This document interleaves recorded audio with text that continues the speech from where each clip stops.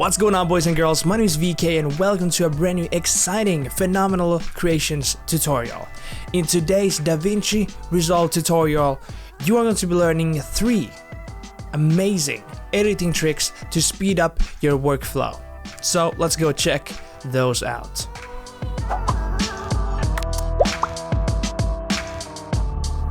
So now we are inside Davinci Resolve for the first time on the channel, so let's go ahead and jump in to the 3 tips I want to share with you how you can effectivize the way you work inside Davinci Resolve, helping you become a little bit faster when you edit your videos. Really good tips coming along. Here are some tips you are probably already familiar with. Some of these are maybe new to you, some of them are completely something you have already seen and used, but either way, we're gonna have a really good time, so let's go ahead and jump into the first tip, which is the trim tool.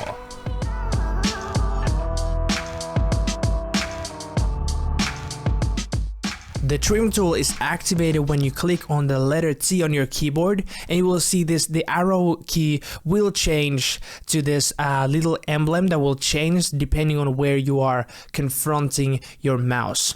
So when you're going to the end of the clip and when you click and hold and start trimming your clip, what you can see is that the timeline is following in the difference by using the arrow key. And also in the trimming tool, you can see on the viewer up here, you can see the ending frame you're manipulating and the first frame of the next shot. So if you're editing a sequence or a shot where you're editing into motion, this is a great way that you can find the perfect kind of framing to change the clips from one to each other. So using the trim tool, the timeline will follow, so you don't have to use the arrow key, do this, then take the clips and then move them into the shot, and then that's just a waste of time. So having the trim tool that you have the timeline to follow is really handy and makes your editing a lot quicker. And obviously this works also in the beginning, so you can see the previous shot's last frame and the first frame you're manipulating when using the trim tool like this. In the middle, you can see this emblem with the 2 arrows pointing to left and right, and you can see this in and out claps at the same time. And this utilization helps you that you can change the content to an already trimmed clip. So for example, in this sequence, I have selected that I want this shot to last for this amount of seconds in the sequence before it changes the shot. Really natural, the way of editing, you know this. But let's say that I'm really happy with the shot, but I would be even more happy that I would see the same shot but about 3 seconds later in time. So instead of me like selecting a bunch of clips, going here and then trimming this up like this and trimming this like down here and then moving this back in here using the magnet key and maybe taking this here like using the delete key, I spent a lot of time and a lot of struggle to do that clip, and now I have probably something around 2 seconds later which did the trick. But that is not the best way to do it. Using the trim tool, you can do the same thing, click and hold in the middle, and now you can see. Now I can move the clip or the content of that shot inside that trimmed area I have selected when I edited this sequence. And in the viewer up here, you can see the like in the down left corner, you can see the previous shot's last frame, and the bottom right corner you can see the next shot's first frame, and in the top 2 viewers you can see the first and last frame of the manipulating shot here. So now I can select the perfect amount here like this, and now I have not moved any clips, I've not trimmed any clips, I've just selected and moved the content in a different way so that this cuts better in my creative opinion.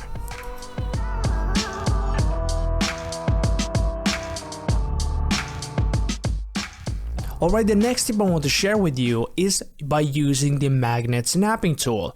Okay, maybe you will wonder, why should I be talking about the magnet snapping tool? Everyone knows this, everyone uses this. If you want to, let's have you that I have a couple clips here and I want this gap to be closed, so I can take the magnet tool, and then when I move this sequence, it will automatically snap to that perfect edited line here, what I have here, and I don't have to think about it. So everyone knows this. What can do it better? It's that you can actually in DaVinci Resolve enable and disable the magnet tool on the fly. And what do I mean by using the magnet tool or the snapping tool on the fly? Is that I really don't like to work with the way that I have this enabled when I want to use this. So I take this, do what I have to do, and then I have to manually disable it too, so that I can move clips more freely and stuff. So I don't like working that way. I think that is in the end, that's a little bit waste of time and seconds and minutes of your production. But in DaVinci Resolve, you can move this and enable this on the fly.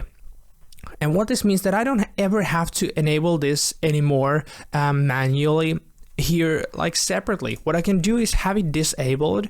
I can have my clip here and move it in here somewhere in the timeline, and then when I click and hold and drag this across my timeline, I can now click on the N key, so the snapping tool, and you can see that it enables now the toolbox.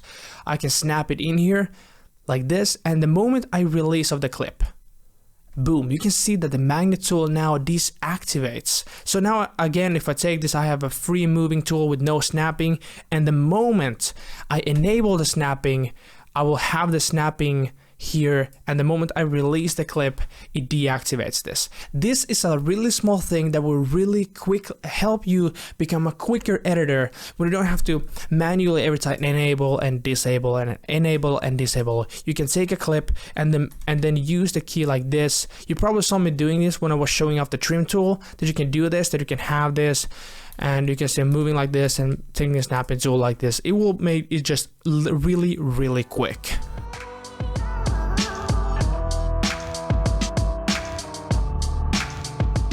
Alright, so the last tip I want to show you is a really, really good one. And this is something I've been using DaVinci Resolve as my primary editor for past 18 months, and I finally have found a really cool feature that I have been searching for. And that is that I can select everything after a selection. For example, here I have a 15-minute long documentary film I have made for a local company in Finland, and what I wanted to do is that, let's say I want to have a transition between two of these clips. That transition requires a couple seconds of empty space before transitioning to the next clip. And normally, I have been doing this for years, but you probably know this, that I have to go ahead and go here and make like a giant selection of the entire timeline afterwards, move it a bunch over, then put the transition in, and then try to move this back to the correct frame and all. But I will undo this. But there's a lot quicker way, and editors like Avid and Premiere and Final Cut has this feature. DaVinci also has this, that you can select everything behind the selection, but I have finally found how to do this.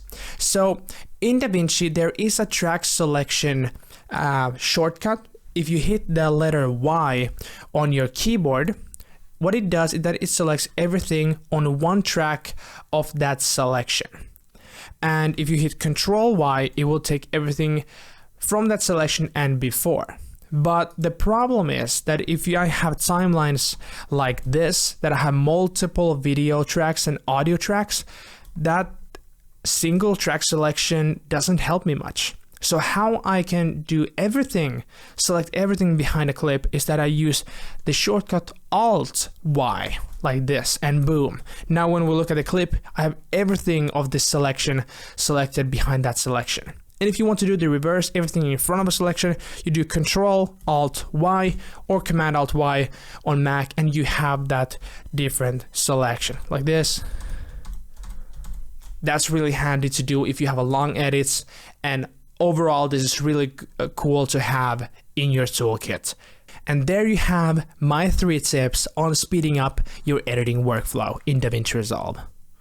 That was it for this time. Thanks so much for watching this video. Please, if you enjoyed the video, give me a thumbs up if you liked it. If you hated it, give me a thumbs down. Leave me a comment down below. Tell me what you think of this video, what you liked, what you didn't like. Let's have a conversation. And then don't forget to subscribe to the channel if you haven't already. And don't forget to hit that notification bell if you never wanted to miss out on a brand new tutorial in the future. Until that time, my name is VK. Hope you guys can see you in the next tutorial. Until that time, take care.